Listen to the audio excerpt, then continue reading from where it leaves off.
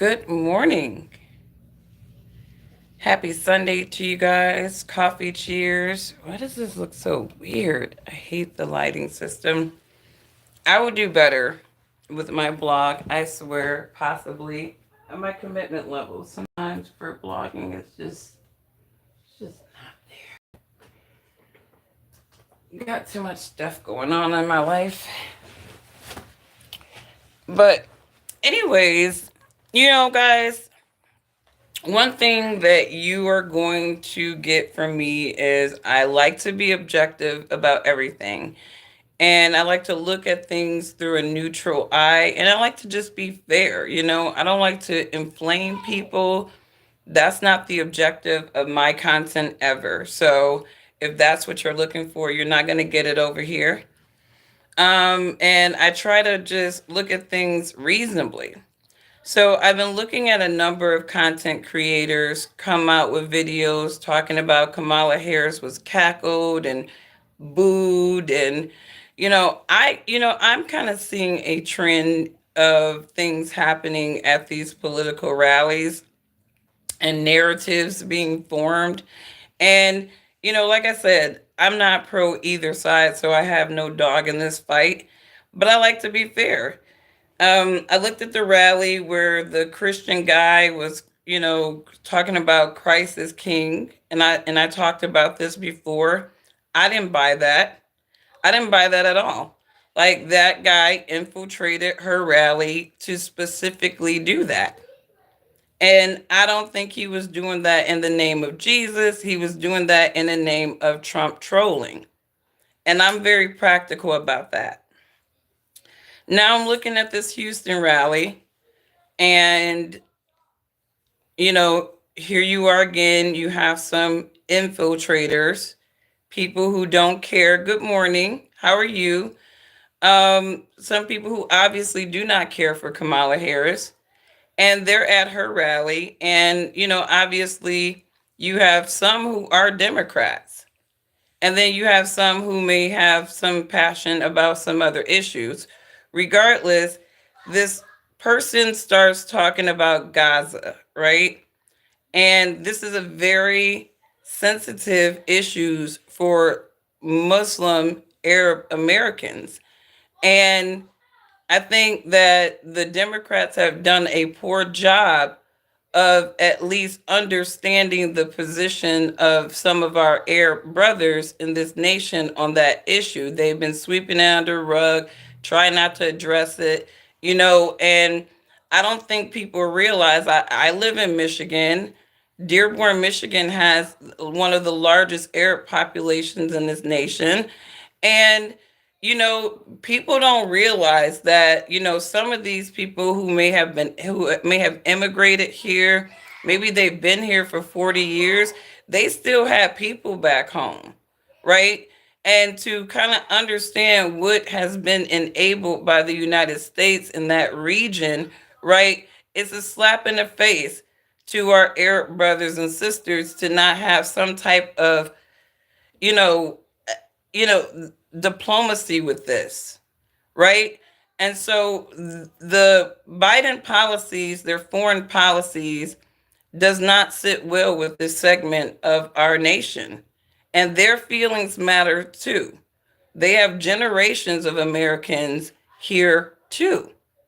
And I think that somewhere, and I saw it happening around 9/11, where there was an intention, excuse me, of turning Americans against our Arab American brothers here. I saw it. It was enabled. And, it's wicked. It's absolutely wicked, right? But I said when this conflict broke out that if there weren't any type of diplomacy, real diplomacy on the behalf of the United States on this issue, that the Arab world was not going to respond very well to that. And nobody really cares about them, right? We're not supposed to give a F about them. We're supposed to think they're all terrorists, right? But at the end of the day, that is still a voting block in the United States, a rather large voter block. So, I think, when I look at some of these, you know, rallies, and I've seen outbursts like this before where it was a Democratic candidate and people started screaming, about there was that one protester talking about in favor of Gaza, stop the war in Gaza, free Palestine, stuff like that. And the boos and the heckles did not was not addressed at the Democratic candidate. It was addressed at the protester. So I'm looking at this rally with Kamala Harris. This guy is screaming about Gaza, Gaza, Gaza, or whatnot. And I don't think those boos were towards Kamala Harris at all. I think those boos were towards that protester who interrupted Kamala Harris to protest for Gaza. So I'm looking at these videos and I'm like, no, I'm not looking at those boos as going towards Kamala Harris. These are going towards the person who is standing up or is in protest for Gaza, right? And you can tell that because they weren't booing her before that started. It wasn't until this person broke out in protest that she's to turn the page, fighting for America's future. And we understand the opportunity we have before us to turn the page on the fear. See, they weren't booing her when she was speaking before. It wasn't until that person started heckling and protesting about Gaza that the crowd over here, you started hearing the boos. That was not towards Kamala Harris. I mean, I think any reasonable person can look at how all of that played out and reasonably say the crowd was booing the protester. They were not booing Kamala Harris, right? So I feel like, I don't know. I really feel like people just need to chill with all this fervor, right? Why is it looking so yellowish? Let me see. Y'all can tell I'm not a professional vlogger. I'm just a mom with a little time to talk about shit real quick. But I don't really look at that whole thing. I feel like a lot of these conservative bloggers, they're just trying to shame Kamala Harris at this point, and I don't really think that all of that is necessary. I mean, she's kind of doing a great job by herself, but it's like, let's just kind of look at things for what they really are. Those people were not booing Kamala Harris. They were booing the person who infiltrated her rally and started talking about Gaza. To turn the page on the fear. See, it's like you hear him talking about Gaza over here, and then you hear these people over here booing and stuff.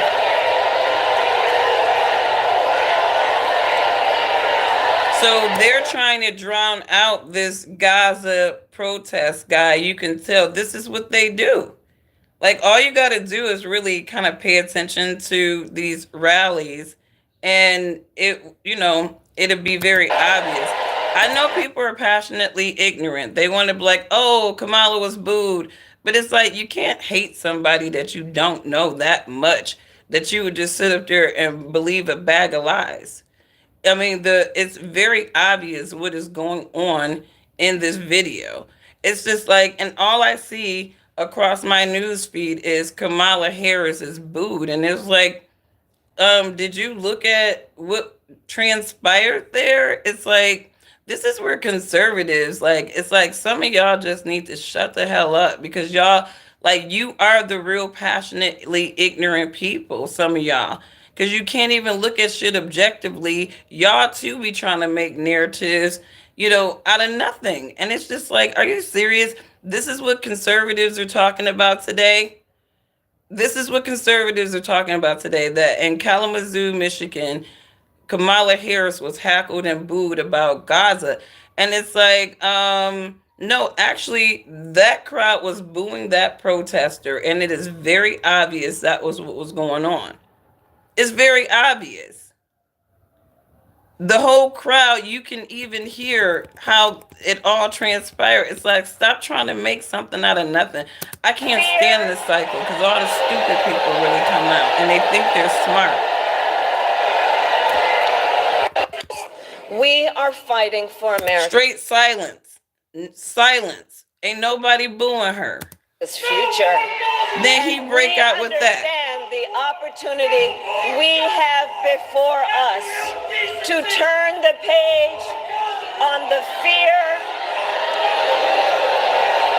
And she is even seeing the crowd. She is feeling the cosign of the crowd booing this person who's breaking out in this protest. So pay attention to, the rallies at some of these places, the infiltrators, right? Because these infiltrators happen on both sides, right? You had Glenn Youngkin, the Democrats, they infiltrated his rally with their on call Nazis and white supremacists so that they can make Glenn Youngkin look like a white supremacist. They do this. They infiltrated Trump rallies with white supremacists. So I don't think that it's just off the wall that the Republicans will be employing the same strategies and tactics as the Democrats because they're trying to get sound bites too, right? You go and infiltrate the Trump rally with your little Nazis so that we can get pictures. And now it's all over the mainstream liberal media. Look, Nazis at the Trump rally, guys, right? Same thing here. It's like bring in a bunch of infiltrators to this Harris rally in Michigan, have them mad passionate about Gaza because they know Michigan is a swing state because they know our Arab population is pretty large and they are they used to be Democrats. Like the Arabs out here, they were dominantly Democrats. That has changed dramatically in Michigan. And this is why Michigan is such a battleground state because not only do they have the Arab voters to contend with, Democrats wise, but they also have the black swing voters now, this new class of black swing voters. So Michigan is mad unreliable right now when it comes to the Democrats, and they know this. So, what better way to inflame the very population of people that they can't get but to infiltrate their rally with some Gaza protesters because they know that that conflict is a sore to our Arab brothers and sisters in America.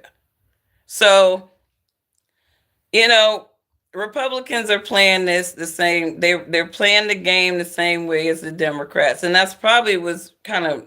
I'm actually, I think 12 points for the Republicans because they was getting their ass beat by the Democrats once upon a time because they weren't scheming like them. Now they done got their own little media machine, their little independent media machines, and they're all their little personalities and stuff, and they doing the same damn thing that the Democrats are doing. That's basically what they're doing. But apparently, Michelle Obama was just perplexed because I guess she's like, I don't understand why we are here, right? Like Barack, it was just like my husband pretty much coasted. He wasn't struggling. But I don't understand why Kamala is struggling. What you saying, Michelle? Ask myself, well, why on earth is this race even close? I lay awake at night wondering what in the world is going on. And it's clear to me that the question isn't whether Kamala is ready for this moment, because by every measure, she has demonstrated that she's ready. The real question is, as a country, are we ready for this moment? Now, there's a lot of No, and shout out to Devoy Darkins. Ready for this moment. Like, I mean, and again, Democrats want to create another historical moment with their puppet. That's basically what they need. Everybody ready for another historical moment in American history where we pretty much prop another puppet, right? And they really need to change the history books, right? Because Barack Obama's not a Freeman descent, and neither is Kamala Harris. So I don't know what they're trying to write history with.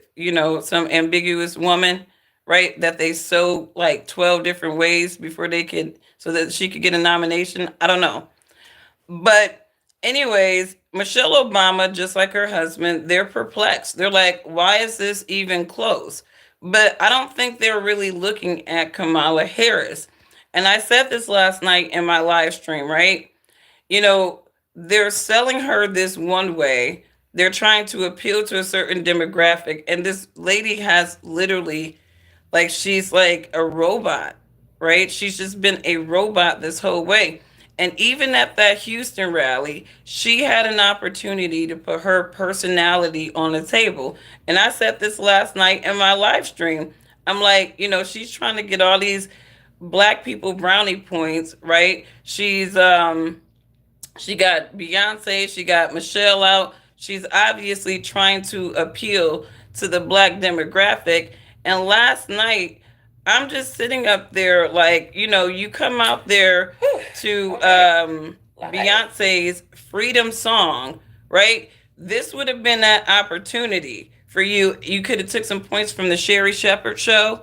You know how people come out on the Sherry Shepherd show and everybody, it's like a Soul Train line and everybody dancing. Kamala Harris had an opportunity to come out at that moment in that rally, right, and just give us a little bit of herself. So I wouldn't have came out just walking out waving. This is what she did. She came out walking out waving. Instead of dancing to the damn song. We needed to see your soul. We needed to see a little bit more of you and your personality. She doesn't have soul, right? There's no way I'm the presidential nominee. I come out to that particular Beyonce song and I'm not just gigging. Hey, all right, y'all. I'm about to make it hype. I'm hyping everybody up about me. She's not doing that. She did not do that. Like, she has zero soul. She doesn't have a soul. She does not have a soul.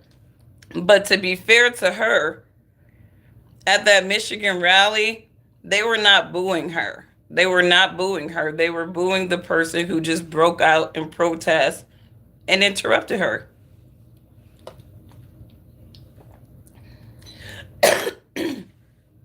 And I think that Republicans need to be realistic about this.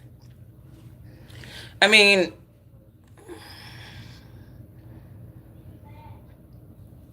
what? Here we go. She's married to a slave master's son. Man, I don't know anything about that. Do you know how many people were married to slave masters that you voted for already? Please, come on now. We just not going into people's ancestries like we are right now, right? We didn't have the Candace Owenses that were just that interested in proving that somebody who's a product of immigrants were not a foundational Black American, which that was not a rabbit hole for Black people, at least. You believe in equality. What do you mean? Like, I believe that people have a right to life, liberty, and the pursuit of happiness, and other people shouldn't be able to usurp that. But here we have a government that is usurping that.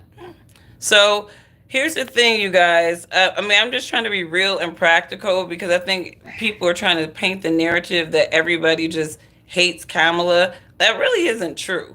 And I think that people do need to make concessions that this race is close, because there are demographics that Kamala Harris and the Democrats have on lock. They got the gays on lock, even if they got a couple of strays in the fold that's going to vote for Trump because they're economically empowered gays, right? Because even in the gay people world, you got to understand, you got the poor gays and the rich gays, right? Even in Black people world, you got the well-off Blacks, the doing okay Blacks, and then you got the disenfranchised Black. You can break every single demographic group into economic classes, and you will see different behaviors coming from those respective groups, right? But the Democrats have always had the gays and all the struggle groups on lock. but they see that there's some deviation of those people, obviously, because obviously they're feeling a bit leveraged. Like they're like, dang, you guys use us so much when you need, when you want to witch and get something out of us. So all the struggle groups are realizing that they've been used by the Democratic Party in very creative ways. So they're all kind of opening and broadening their horizons to other places like a Jill Stein or even a Donald Trump. And that's their own damn fault. Stop using people. You are the party of usury. It's a sin to be such users. But yeah, Democrats, you earned your stripes this election cycle. And I think there's a lot of learning curves. I think if you get out of your emotions, get out of your feelings, examine things that have gone wrong, what's happening now, how y'all stole the nomination from Biden to give it to Kamala Harris because she was younger, more ambiguous, and could probably reach better people than him, right? You weren't loyal to your own. You were not loyal to your own, right? So if you're backstabbing each other, who knows what the hell you do to Americans, right? Now you got Kamala on the table. You done sold her 12,000 different ways, right? Nobody knows who the hell she is. She's like a Manchurian candidate, damn near to me. It's like, this is a robot. This woman is scripted. And you wouldn't let the broad get off script. You just programmed her the whole freaking way through. And whoever told Kamala Harris to not do the Bloomberg Economic Club, you don't care about her. She could have had an opportunity to put things on the table with a business crowd instead of these Fruity Loop anchors that pretty much set her up to look even worse, right? Because they weren't loyal to her. And that, to me, it seemed like y'all were trying to set her up to fail. But this is gonna see. I mean, it's interesting. It's just an interesting thing, but I just don't like to just be beating people down. I don't believe in that. And Kamala Harris was not being booed in Michigan. The protester was the one that was being booed. And, I'm sorry if anybody's passionate feelings want to believe otherwise, but it's right before your eyes. Like, I mean, you can't really narrate that shit if it's right before your eyes. And you can tell at what point the booze started. And they started when the protesters started. And then the crowd over there, they started booing the protester, not Kamala Harris. But anyways, you guys, Michelle Obama, I think, like I said, when their candidate isn't doing well, they need the Obamas. But I think the Obama appeal for many people have started to wane. I definitely don't think that black men like the way that Obama came out swinging at them, scolding them about their political positions. And so I don't think Michelle Obama was going to do too much to sway anybody else. I think that was just more like, let's just lock the people that we already have in and not piss off anybody else. So, but I don't know why Michelle is so perplexed though, right? Kamala Harris is not Barack. She doesn't have the same charisma. At least they could Manchurian Barack Obama because he has a little charisma, right? A little sauce to him, right? Kamala don't have the sauce, right? She kind of gives like bull dagger that's really trying to give a feminine edge, right? I don't know. She just reminds me of like those super duper manly chicks that probably like just marry probably a beta male so that she know that she can have some control. I don't know. But anyways, you guys, let me know what you think about this. The political witching is almost over. It's almost over. So you can stop breaking up your relationships and your families. It's almost over. Check out my video last night because I was talking about, the differences between the Trump and the Harris tax plans and just, working with Carlton Dennis from his channel on just the differences between the two. So again, depending on what's important to you in your life, how you are planning and strategizing in life, you're definitely going to want to pay attention to, you know, things, policies like that. So forget about the fact that she's a woman, right? I don't know where Michelle Obama is going with her perplexity, right? I don't understand why this is close, right? It's close because people have been economically pressed by the Biden Harris administration. They're talking about unreal taxing things that haven't even been realized. So, people are just a lot concerned, and they're looking at Trump as a better economic option because, again, they kept Trump's tariffs, right? And they even entertained expanding them. So I don't understand why they can't just give Trump his flowers. He had some really good ideas that they actually kept. And even with the no taxes on the tips, Kamala Harris stole that from Trump. So the dude can't be that off in good ideas that they keep emulating and stealing his ideas. So, you know, do what you need to do. Do what you need to do. I don't punk people into making voting decisions. I don't care about people's voting decisions. You can wear it on your sleeve, you can tattoo it on your face, and I still wouldn't care. That's how you feel. And I am nobody to tell you how to feel.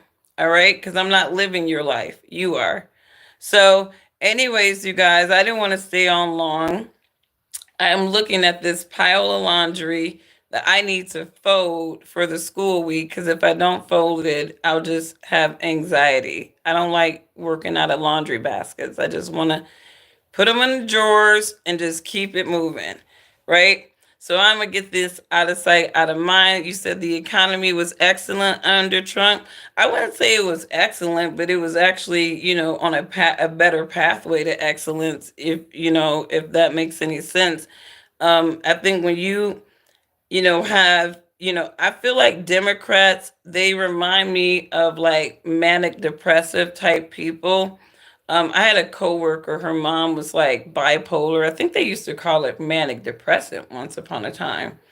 But she was talking about like her mom's behaviors during like the mania thing where, she just started just irrationally spending, and I guess when they're in that mania phase, they could just overdo anything that makes them happy, whether it's sex or spending or whatever. But Democrats remind me of bipolar people in mania, and when it comes to taxing the hell out of people and spending just all over the damn places. We don't really even know what the return of investment is on a lot of the spending, right? They say national security, they say that, but I really think it's just making other people's pockets bigger because it's like people kind of go into Washington with one net worth and then they walk out with a totally different net worth, and then you look at their annual salary and it's like, how the hell you get so damn extra rich with that damn salary? And then you realize these people are up there bargaining America away. But anyways, you guys, have a wonderful, wonderful week. We will keep our prayers up, whether it's Kamala or Trump. Pick your champion. We'll see what the outcome is. And, again, smart people, you know what to do. All right. You know what to do. Both of these types of administration, it really boils down to taxes. And, when it comes to, ideas of taxes, Trump is a winner in my game. I don't like Kamala Harris's tax policies at all. So you do what's best for you based off of your understanding. And, we will see how this country pans out next year. Bye.